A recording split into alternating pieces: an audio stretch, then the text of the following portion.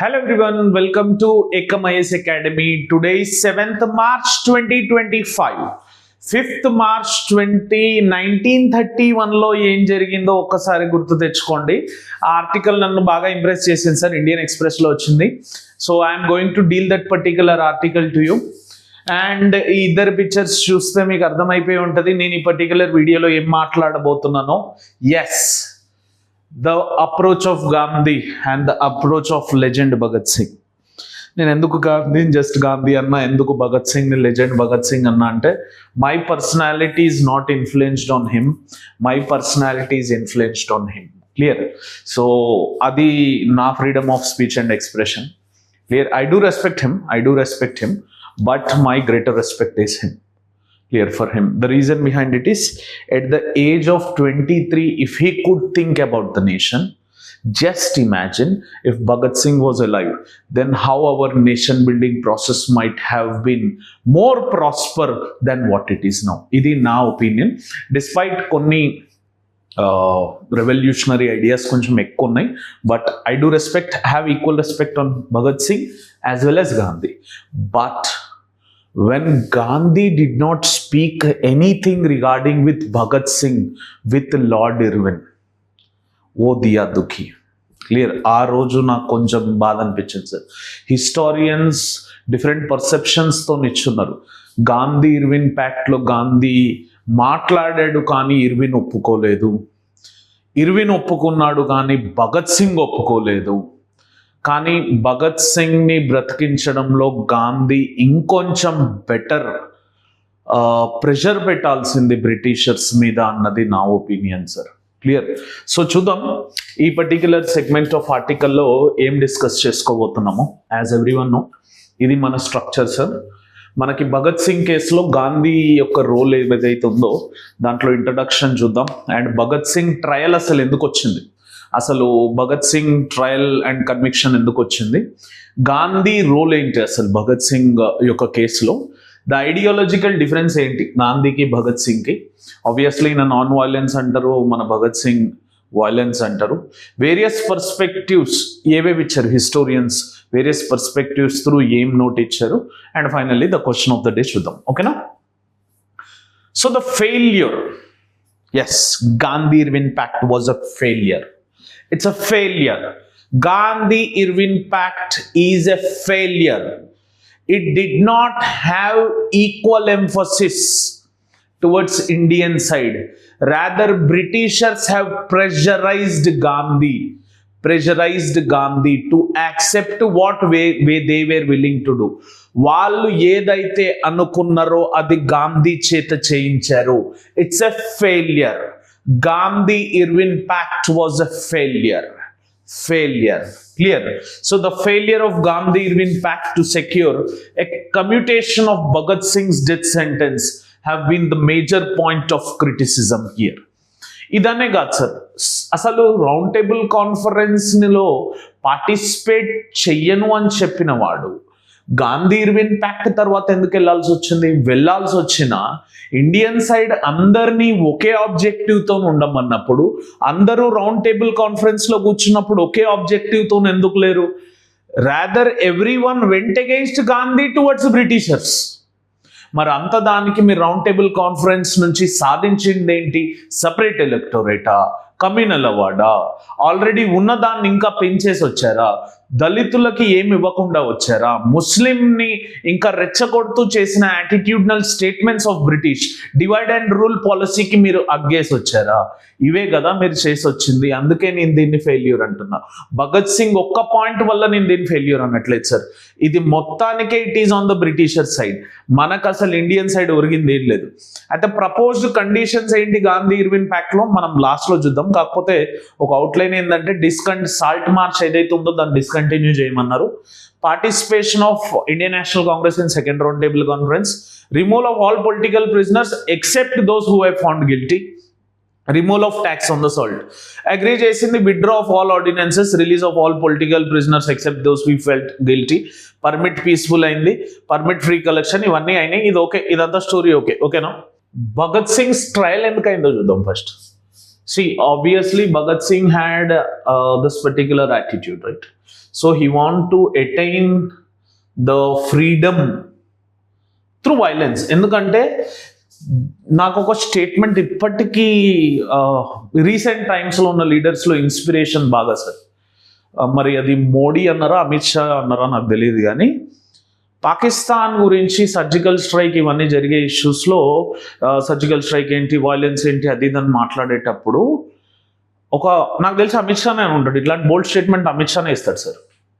जो భాష పాకిస్తాన్ సమజ్తీ హై వही భాష మే బోల్నీ चाहिए. వాళ్ళు అదే భాషలో ఇప్పుడు సర్జికల్ స్ట్రైక్ చేసిన తర్వాత ఎందుకు టెర్రరిస్ట్ యాక్టివిటీస్ తగ్గినాయి అంటే వాళ్ళకి ఆ భాషలో చెప్తేనే అర్థమవుతుంది. And britishers who were exploiting Indians since the very past, వీళ్ళకి కన్నా బుజ్జి బంగారం నాన్న అంటే ఏంటరా, వాళ్ళు చూస్ చేసుకున్న వైలెన్స్ మెథడ్ నే మనము చూస్ చేసుకుంటే కానీ వినరు. ఇది Bhagat Singh ideology. Clear? So Lahore conspiracy కేసులో ఏమైందంటే sir, Bhagat Singh along with Rajguru and Sukhdev, Rajguru మొత్తం పేరు Shivaram Rajguru and Sukhdev Thapar sir, they were convicted in Lahore conspiracy case for assassination of British police officer JP Saunders. అంటే అసాసినేట్ చేయకూడదా, సాండర్స్ అసాసినేట్ చేస్తే ఓకేనా, సాండర్స్ చంపేస్తే ఓకేనా, అదే భగత్ సింగ్ రాజ్గురు సుఖ్దేవ్ సాండర్స్ ని చంపితే ఓకే కాదా? ఇది ఎక్కడ న్యాయం, ఇది ఎక్కడ ఈక్వాలిటీ, ఇది ఎక్కడ వెస్టర్న్ ఫిలాసఫికల్ థాట్? నాకైతే అర్థం కాలేదు. అక్కడ హిస్టరీ చదివినప్పుడు మన historians feel shameful that you supported Britishers in the books wear ever you have written, which is peripherally not true for the Indian freedom struggle at all. And ఈ act retaliation for brutal police assault has led to, actually ఇది ఎందుకు చేశారు వీళ్ళంటే JP Saunders కానీ అక్కడ lathi charge జరిగినప్పుడు some or the other how indirectly JP Saunders was directly or indirectly attached with the death of Lala Lajpat Rai. Lathi charge జరిగింది సార్. Lathi charge జరగడంతోనే లాలా లజపత్ రాయ్ని ఎవరైతే వీళ్ళంతా గురువుగా భావిస్తారో ఆ గురువుని చంపినందుకు, ఆ గురువు యొక్క చావుకి కారణం వల్లే సాండర్స్ని చంపాల్సి వచ్చింది. ఇది లాహోర్ కాన్స్పిరసీ కేసు. దాంట్లో ఇన్వాల్వ్ అయిన వ్యక్తులు ఎవరు sir? Bhagat Singh, Rajguru, Sukhdev. Clear? They have killed JP Saunders and retaliation of the death of Lala Lajpat Rai. అప్పుడు స్పెషల్ ట్రిబ్యునల్ ఏం చేసిందంటే they sentenced him to death on October 7th, 1930. Prominent legal experts and leaders criticized the trial for its lack of due process. చాలా మంది తర్వాత criticise చేసినారు, ఇది due ప్రాసెస్లో పాటించలేదు, అసలు క్లియర్ కట్గా ఎవిడెన్సెస్ లేవు అని. యాజ్ లీగల్ ఆప్షన్స్ అన్నీ కూడా ఎగ్జాస్ట్ అయిపోయాయి అక్కడికి. ఎందుకంటే స్పెషల్ ట్రిబ్యునల్ డెత్ పనిష్మెంట్ ఇచ్చిన తర్వాత political interventions was seen as the last hope. అయితే మరి ఈ పర్టిక్యులర్ సెగ్మెంట్ కి పొలిటికల్ ఇంటర్వెన్షన్ ని చూసినప్పుడు obviously where Gandhi was in the forefront, we expected that Gandhi has to speak. నాకేం తెలియదు అంటే కాదు కదా, పిట్ట కథలు వేరే వాళ్ళకి చెప్పుకోండి. నాకేం తెలియదు అంటే, so it is simply like what government generally డినే of the opportunities. Opportunity వచ్చినప్పుడు యూజ్ చేసుకోరు కానీ the డినే of the opportunities in that. ఇక్కడ గాంధీ రోల్ ఏంటంటే, మన గాంధీ ఇర్విన్ టాక్స్ జరిగినప్పుడు sir, less than a week after Bhagat Singh's final appeal was rejected, Gandhi has begun talks with Irwin. Many hoped he would intervene to prevent Bhagat Singh execution.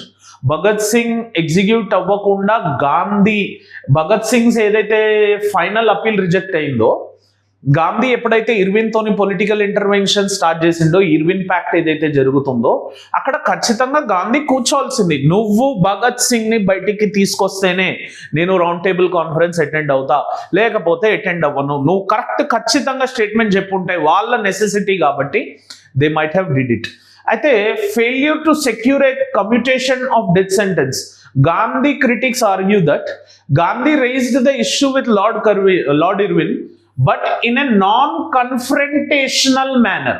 Non-confrontational manner. Chala important keyword, sir.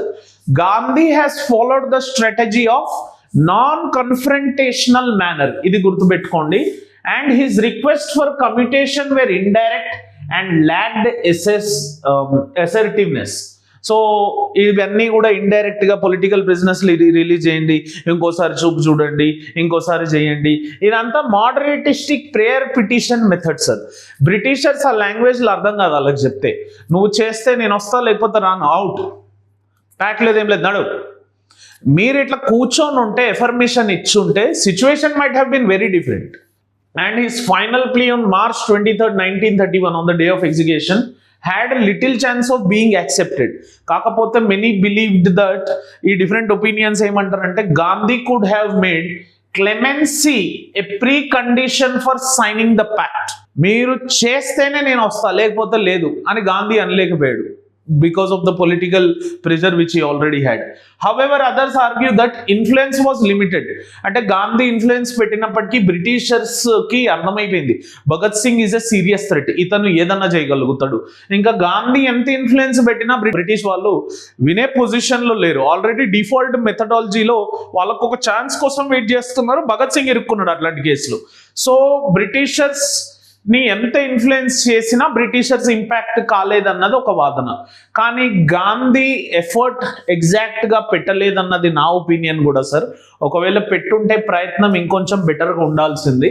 అయితే general గా అందరికి తెలిసినట్టే గాంధీకి Bhagat Singh ideological differences ఏంటంటే sir, Gandhi fundamentally opposed violent means in the struggle for independence. Yes, non violence and satyagraha పాటించినాడు. He described Bhagat Singh approach as erroneous. Wow, what a word. Erroneous. Believing that violence would only strengthen British oppression. మరి quit India మూమెంట్లో మీరు చేసింది ఏంటి sir? Do or డైయా అంటే death only అవతలని చంపితేనా, సొంతంగా చంపుకుంటే కాదా? దీనికి రెండు పాజిటివ్ అప్రోచెస్ ఉన్నాయి. ఒకటి లిబరల్ అప్రోచ్. లిబరల్ అప్రోచ్ ఏంటంటే గాంధీ ఏం చెప్తాడంటే, నువ్వు అవతలోడిని చంపడానికి రెడీ ఉండడం రెవల్యూషన్ తెస్తుందేమో, కానీ నిన్ను నువ్వు చంపుకోవడానికి రెడీగా ఉండడం ఎవల్యూషన్ తెస్తుంది. ఇది ఒక లిబరల్ అప్రోచ్ సార్. గాంధీ ఒకసారి ఒక మాట అంటాడు సార్, దేశం కోసం చనిపోవడానికి నేను కూడా రెడీ, కానీ దాంతో వచ్చేదేం లేదు. తర్వాత గాంధీ అప్రోచ్ మారుతుంది. ఏంటంటే నువ్వు అవతలోడిని చంపడం కన్నా నీ ప్రాణత్యాగం చేయడం వల్ల కంట్రీ యొక్క ఎవల్యూషన్, ఇండిపెండెన్స్ యొక్క ఎవల్యూషన్ అవుతుందని. So sacrificing your life is more important than taking others life. కానీ నేనేమంటా అంటే మరి అది కూడా ఫార్మ్ ఆఫ్ వైలెన్సే కదా sir. Taking your life is also a form of violence. అంటే క్విట్ ఇండియా మూమెంట్లో మీరు చేసిన వైలెన్స్ కరెక్ట్. భగత్ సింగ్ తన కంట్రీ, తన దేశాన్ని ప్రొటెక్ట్ చేయడానికి బ్రిటిషర్స్ని చంపింది కరెక్ట్ కాదు. ఈ వ్యూ పాయింట్లో నేను I'm not with Gandhi. I'm not with Gandhi at all. I'm not with Gandhi at all. In contrast, Bhagat Singh and Hindustan Socialist Republic Association viewed revolutionary action as necessary to inspire the masses and challenge British authority. ఎందుకంటే unless and until revolution comes, changes are not going to happen. ఇది భగత్ సింగ్ నమ్మున్నాడు, Hindustan Socialist Republic Association నమ్ముంది. నేను చెప్పా కదా, ఏ భాషలో వాళ్ళు అర్థం చేసుకుంటే 1857 దాకా లేని ఇష్యూస్ అన్ని 1857 తర్వాతనే ఎందుకు వచ్చినాయి సార్ అంటే, అప్పుడు బ్రిటిషర్స్కి అర్థమైంది ఇండియన్స్ కూడా మా అగైన్స్ట్ రివాల్ట్ చేయగలరని. అందుకే కదా British crown directly has come in to picture. ఆ మాత్రం అర్థం చేసుకోలేకపోయారా? దాని తర్వాత చూస్తే గాంధీ ఏమంటాడంటే, describe the bombing of central assembly in Delhi as criminal act off to mad youth అంట. ఇది చూడండి, అంటే బాంబు ఎవరిని చంపకుండా పక్కకి వేశారు. అది మీరు గ్రహించలేదా గాంధీ గారు? అది మీకు అర్థం కాలేదా? గాంధీ గారికి ఇది అర్థం కాలేదేమో. బాంబు వేసేది ఉంటే జడ్జి మీదే వేసేటోళ్ళు కదా, మరి ఆ జడ్జి మీద వేయకుండా ఎవరు లేని దగ్గర ఎందుకు త్రో చేశారు సార్? వాళ్ళ ఉద్దేశం భయపెట్టడం మాత్రమే, ఇతరులని చంపడం కాదని అర్థం కాలేదా? అది అర్థమైనప్పుడు ఈ బాంబింగ్ ఆఫ్ సెంట్రల్ అసెంబ్లీని మీరు criminal act off to mad youth అని ఎట్లా అంటారు? At Karachi session days after Bhagat Singh execution, Gandhi reaffirmed his opposition to violence, further widening the drift between moderates and revolutionaries. మీరు ఇన్ని నీతులు చెప్పిన మీరు డూ ఆర్ డై అన్న స్లోగన్ ఎట్లా ఇస్తారు సార్? అంటే చెయ్యి లేకపోతే చావు అన్న స్లోగన్లో రెవల్యూషనరీ ఐడియాలజీ లేదంటారా గాంధీ గారు? ఉందా? ఉంటే చూపియండి. మరి దాంట్లో డూ ఆర్ డై దాంట్లో మీ యొక్క అఫర్మేషన్ ఆఫ్ నాన్ వైలెన్స్ ని మాకు చూపిస్తే మేము నేర్చుకుంటాం. డూ ఆర్ డైలో మీకు ఎక్కడ నాన్ వైలెన్స్ కనిపించిందో చెప్పండి. So that I will reaffirm your stand and I will be with you. నాకు అక్కడ వైలెన్స్ కనిపించిందే మరి క్విట్ ఇండియా మూమెంట్లో. ఆ క్విట్ ఇండియా మూమెంట్లో మీరు ఇచ్చిన స్లోగన్లోనే వైలెన్స్ కనిపించింది. అంటే మీరు చేస్తే అది వైలెన్స్ కాదు, ఇతరులు చేస్తే వైలెన్సా? భగత్ సింగ్ బాంబుని ఎవరూ లేని ప్రదేశంలో పడేసి భయపెట్టాలనుకున్నాడు, కానీ మనుషులను చంపాలనుకోలేదు. అది మీకు యాక్ట్ ఆఫ్ టు మ్యాడ్ యూత్గా కనిపించింది. అంటే దీన్ని బట్టి ఇప్పుడు మనం చేసిన సర్జికల్ స్ట్రైక్ కూడా మీకు తప్పే అనిపిస్తుండొచ్చేమో. మరి ఇప్పుడు మీరుంటే కోర్ట్స్ ఉన్నాయి, పనిష్మెంట్స్ ఉన్నాయి, టెర్రరిస్ట్ని పట్టుకోండి, అరెస్ట్ చేయండి, బిర్యానీ పెట్టండి, హలీం పెట్టండి, తీసుకుపోయి లోపల వేయండి అంటారా? అంటే అది సర్జికల్ స్ట్రైక్. మనం ఇప్పుడు వైలెన్స్ యాక్టా చేసింది? ఎయిర్ స్ట్రైక్ వైలెన్స్ యాక్టా? సర్జికల్ స్ట్రైక్ కరెక్ట్ అయినప్పుడు, ఇప్పుడు సర్జికల్ స్ట్రైక్ కరెక్ట్ అయితే అప్పుడు భగత్ సింగ్ చేసింది కూడా correct. Various perspectives on Gandhi role. చాలా పర్స్పెక్టివ్స్ ఉన్నాయి సార్. దీనిలో కొన్ని crucial perspectives are like strategic decision view. Gandhi prioritized broader nationalistic movement over individual cases, believing that long-term success was more crucial than saving one life. ఇది గాంధీ ఆలోచించి ఉండొచ్చేమో అని అనుకున్నాడు, కానీ గాంధీ గారు భగత్ సింగ్ ఉండుంటే మీ పొలిటికల్ కెరియర్ ఎండప్ అయిపోయేదేమో, అది కూడా మీరు ఆలోచించుకొని ఉండుంటారు. And power limitation view. Gandhi did not have the authority to dictate the terms of Britishers as such. అతని చేతిలో లిమిటెడ్ పవర్ ఉంది. నైదర్ ఇండియన్స్ వినలేదు గాంధీ మాట, నైదర్ బ్రిటిషర్స్ వినలేడు. And the colonial government was determined to execute Gandhi irrespective of Gandhi's efforts. Bhagat Singh ని execute చేద్దామని వాళ్ళు ఫిక్స్ అయిపోయినారు సార్. ఈ ఫిక్స్ అయిపోయినాక వాళ్ళు గాంధీ చెప్పిన అయినారు, ఖుద్ భగత్ సింగ్ చెప్పిన అయినారు. And missed opportunity. Gandhi could have exerted strong moral and political pressure on britishers, making Bhagat Singh clemency a firm demand rather than a passive request. అయ్యా చెయ్యండి, అయ్యా ప్లీజ్ చేయండి, అయ్యా చూడండి కాదు, నువ్వు చేస్తే నేను వస్తా లేకపోతే రాను అని ఒక అఫర్మేటివ్ స్టేట్మెంట్ మీరు ఇవ్వాల్సి ఉంది. మీరు ఒక ఆపర్చునిటీ మిస్ చేసుకున్నారు గాంధీ ఇర్విన్ ప్యాక్ట్ వల్ల. అండ్ ఈ గాంధీ ఇర్విన్ ప్యాక్ట్ March 5, 1931 గాంధీకి లార్డ్ ఇర్విన్ కి మధ్యలో జరిగింది sir. It mark the end of period of civil disobedience. In 1930 Gandhi launched this particular program. ఇది కూడా ఒకసారి చూసుకోండి sir, civil disobedience movement with the famous 24-day march to this particular Dandi. So Gandhi Irwin Pact and Gandhi Civil Disobedience Movement ఏదైతే ఉందో అది ఒకసారి చూసుకోండి. దీని తర్వాతనే గాంధీ రౌండ్ టేబుల్ కాన్ఫరెన్సెస్ లో పార్టిసిపేట్ చేస్తారు సార్. అండ్ కీ ప్రొవిజన్స్ ఏమున్నాయి ఈ పర్టిక్యులర్ గాంధీ ఇర్విన్ ప్యాక్ట్ లో అంటే, ఒకటి సివిల్ డిసోబీడియన్స్ మూవ్మెంట్ ఏదైతే ఉందో దాన్ని కాంగ్రెస్ ఇమీడియట్ గా సస్పెండ్ చేయాలి, ఫస్ట్ కీ ప్రొవిజన్. తర్వాత political prisoners who are not convicted of violence, అందరినీ అరెస్ట్ చేస్తున్నారు కాబట్టి ఎవరైతే వైలెన్స్ మెథడాలజీని యూజ్ చేయలేదో వాళ్ళని ఇమీడియట్ గా రిలీజ్ చేయాలి.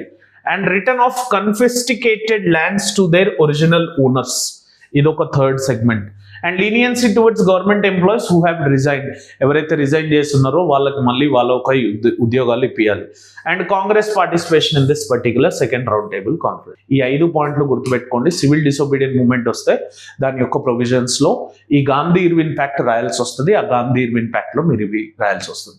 లేదా గాంధీ ఇర్విన్ ప్యాక్ట్ లేకపోతే సెకండ్ రౌండ్ టేబుల్ కాన్ఫరెన్స్ లేకపోతే civil disobedience movement or post civil disobedience movement, any question వచ్చినా మీరు ఈ పర్టికులర్ సెగ్మెంట్స్ ని రాయాల్సి ఉంటుంది. ఓకేనా? So see question of the day. Compare and contrast the ideological perspectives of Bhagat Singh and Gandhi in the context of Indian struggle for independence and analyze their approaches towards non-violence, political activism and their visions for free India. వీళ్ళ ఇద్దరి యొక్క perspectives ఎట్లా ఉన్నాయి అవి analyse చేయండి, వాళ్ళ అప్రోచెస్ని analyse చేయండి. Non violence, political activism and their visions for free India ఏవైతే ఉన్నాయో వాటిని ఎనలైజ్ చేస్తూ 250 వర్డ్లలో ఈ పర్టికులర్ ఆన్సర్ని రాయండి. క్లియర్? హోప్ఫుల్లీ అందరికీ ఈ వీడియో నచ్చే ఉంటుంది. మేబీ ఇది నా పర్సెప్షన్ అయితే నేను చెప్పున్నా సార్, మీరు మీ ఓన్ బిల్డప్ పర్స్పెక్టివ్ని బిల్డ్ చేసుకోవచ్చు. ఇంకా గాంధీ బెటర్గా చేసి ఉండొచ్చేమో అన్నది నా ఒపీనియన్. అండ్ మీకు మీ ఒపీనియన్స్ ఏమన్నా సపరేట్గా ఉంటే please do drop it in the comment section. Hopefully అందరికీ వీడియో నచ్చుంటే please click on the like button and also share this video and subscribe to Ekam IAS Academy channel and click on the bell icon for the continuous notification. Along with that, please try to watch this particular video at a clear note and try to answer to this particular question. Thank you for watching this. Have an awesome day. Jai Hind.